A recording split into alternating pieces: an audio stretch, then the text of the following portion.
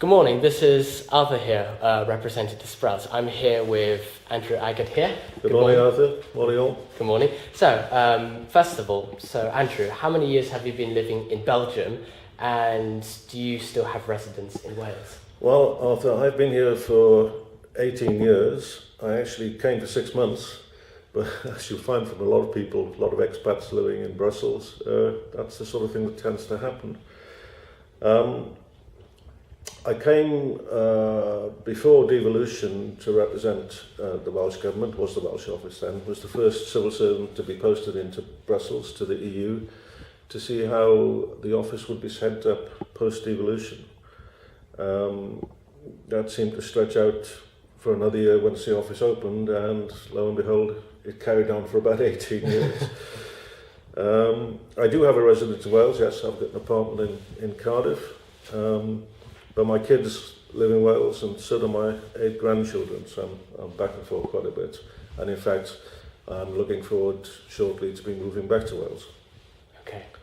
Can you please tell me about your career working with the Welsh Assembly Government and what other roles you have accomplished in your long career?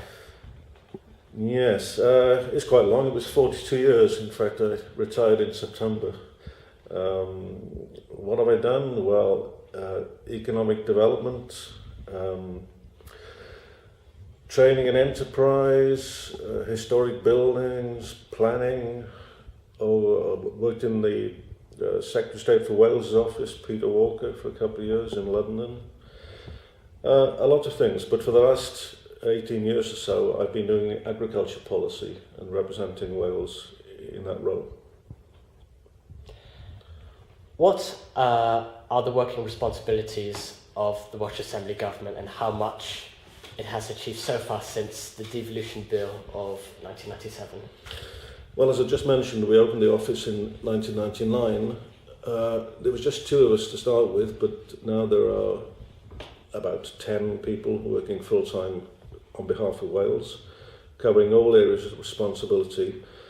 The 2 priorities at the start were agriculture and structural funds, because that's where the money came from, and the money still does come mainly from those 2 sources. The Common Agriculture Policy, for example, will bring in about 200 million a year direct payments to farmers in Wales. The Rural Development Plan for Wales, written by Wales for the people of Wales, attracts another 500 million over the period. And structural funds is worth about another 500 million a year. So that's a lot of money coming in, and it goes directly into Wales, into the Welsh Government's coffers, not via the UK Treasury, so that it can be spent for the people of Wales. There are other areas then which are covered by the people working in the Welsh Government office in Brussels, which reflect the responsibilities of the Welsh Government and the EU institutions, for example, research, innovation, science, Horizon 2020, Erasmus. The main key is the responsibility for the Welsh Government. For the young voters based in Cardiff, can you please explain to me how does the European Union support the Welsh Assembly Government as a whole? Well, other than the funding, which, as I say, is important because it comes directly into Wales, the Welsh Government is able to be represented as part of the UK delegation to the EU. From an agricultural perspective, for example, I used to go along to the monthly meeting of the Agriculture Council ministers, where our minister would form part of that delegation. People seem to think that it's, faceless bureaucrats make decisions in the EU. That's not actually the case, because the decision is made collectively by member states. It's the ministers who sit around the table and discuss the important issues, like CAP, for example, the Common Agriculture Policy, who make the decisions. And in the last round, for example, there was a specific Welsh angle to get into legislation, because it wasn't actually written into the legislation before, the ability for regions, in particular Wales and Belgium, they're the major one affected, to decide how to make its own policies in terms of agriculture. So, if, for example, where we write the Rural Development Plan for Wales, which, as I say, brings £5 million euros, directly into Wales, we can make that independent of the rest of the UK.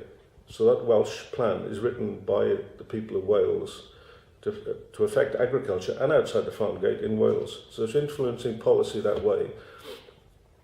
And also, as being part of the EU, we can go around to talk to other member states to influence policy. We can also go and talk to the Commission about influencing policy, and we can, for example, bring other people in and use MEPs to influence policy. So being inside is a very important way of influencing what the EU decides.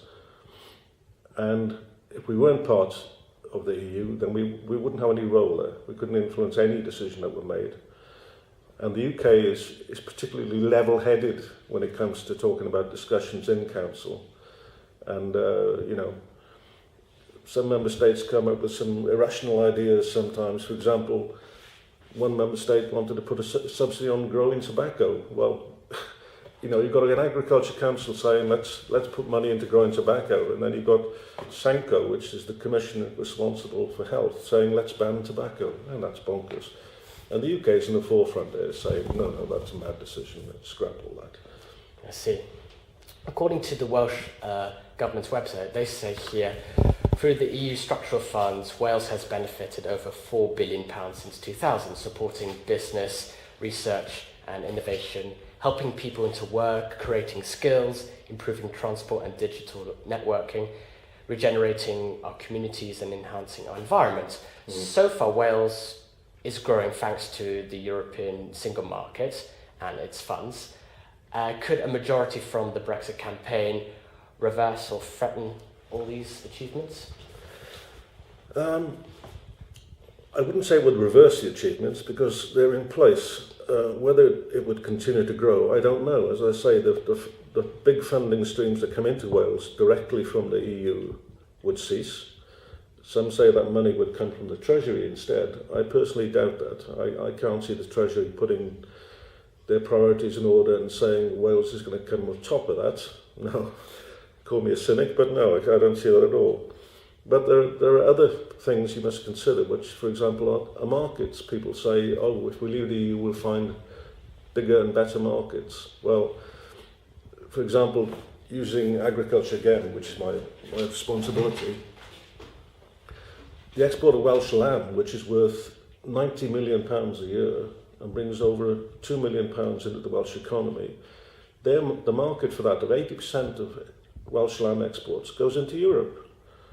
Now, if I was a farmer living in France, for example, and seeing a Welsh lamb coming in, which, by the way, has been supported for the last 6 years by money coming from the EU to promote PGI, Protected Geographical Indicator Welsh lamb, promoting it throughout Europe. So there's €4 million funding over 2 years to promote Welsh lamb throughout the EU. If I was a French farmer seeing that come in, and at the moment there's a level playing field across the EU because we're in the market. If we were outside the market and Welsh lamb was coming into France, I'd do something about that. To be honest with you, I'd put a tax in it or a tariff or something so that French lamb got priority over Welsh lamb. So I think that's a danger as well. We're going to lose that access to that market. Do you believe Wales has benefited a lot and grown economically, socially and politically since the UK joined the European Community in 1973? Well, it's definitely grown economically. I think we've grown up a bit as a nation as well. I mean, we've got Welsh MEPs who are representing the people of Wales, who are seen as part of the European Parliament, and we have people travelling throughout Wales much more now. I've taken a number of European commissioners to Wales. Excuse me. And the opposite is true too. I think we visit more member states than we probably did in the past. The EU referendum is just over a month away, and there is a great debate between the two sides. The pro-European campaign and the anti-European known as Brexit, on how important the European Union is for the UK. As this is such an important issue for you personally, are you allowed to vote in this referendum? It's a very important issue for me personally. I mentioned before that I'm looking forward to moving back to Wales. How would this vote, for example, if we came out, how would that affect me moving back to Wales? I'm not sure. I mean, my partner's German and she likes Wales very much, but is that the decision we make? I mean, would there be serious economic repercussions if we left? I don't know. And it does worry me. I am allowed to vote. As a Welsh civil servant, I had a diplomatic post as part of the UK delegation to the EU, mainly to make sure I paid tax back in Wales. But since retiring, I've now got a postal vote, which I think is valid for 15 years. So I will vote, definitely. Okay. Excuse me. There are currently around 28,000 British expats living in Belgium at the moment. Some of them work in European institutions, NATO, business companies, schools, etc. And most of them decide to make a permanent living in the country. Since last year, the law, as you mentioned, there is a ban for UK expats living more than 15 years outside the UK, with exceptions places like Ireland or the Commonwealth, and has caused a big stir, upset a lot of the expats. I myself am British and can legally vote in this referendum after living there for 4 years, but I'm also half Italian. And being half Italian and have never lived in Italy at all, I can still vote in Italy's elections. So in terms of the Italian law, any Italian expat who's lived outside Italy can vote in the country's elections no matter how far away they are from the country. So in your opinion, how fair are the two systems? Right. Yes, I know a lot of expats living in Belgium. Some of them still can vote, some of them can't because the 15 years has passed. Those people are very unhappy about that. And I think they should be. As I say, I'm hoping to move back reasonably soon, so I don't think I'll be here for another 15 years.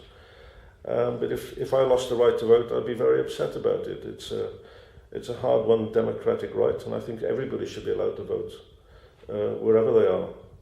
I certainly will be voting. With the Welsh expats community based here in Brussels, or in Belgium, do you know anyone here who are worried about this referendum in terms of it might affect their jobs and lives at all? I certainly do. I know a lot of people who are very worried about it. People working in the EU institutions, in the Commission, for example, there are Brits working in the Commission, there are Welsh people working in the Commission. I was chatting to a guy the other day from Aberystwyth, and he's really worried about it. I mean, if we leave the EU, what happens to his job? Does he have to, does he have to leave the Commission? Nobody knows what's going on. That's the problem. Nobody knows what will happen in the future. And I know another Welsh lady who set up a business here, and she's really worried about it too. Yeah, they are worried, quite rightly. What do you think might happen if the referendum swings to the Brexit vote? Will that be a progressive change or a deterioration in Wales in terms of everything, so not just economy, in terms of the economy? Well, you don't really know, do you? I mean, people are coming out with these hypothetical ideas about what will happen if we leave the EU, and they're coming up with this crystal ball idea, it's all going to be wonderful, but they don't know. And people need to make their decision based on facts. Go out there and listen to people talking, go out there and read, get the facts. Don't just guess about what's going on, get the facts. I mean, I talk to my kids about it, they say, oh, we're going to vote to leave. Why? Oh, because the papers say this and that, and people, but they don't. Once you give them the facts, and once you talk to other people and say, these are the facts, this is the reality, then, don't listen to crystal ball, just take the facts and base your decision on that. So will your message to the young Cardiff and Welsh voter be to vote in this referendum? Absolutely. You should use a vote. and base your vote on what you find out about the facts of what would happen if we stay in or if we leave.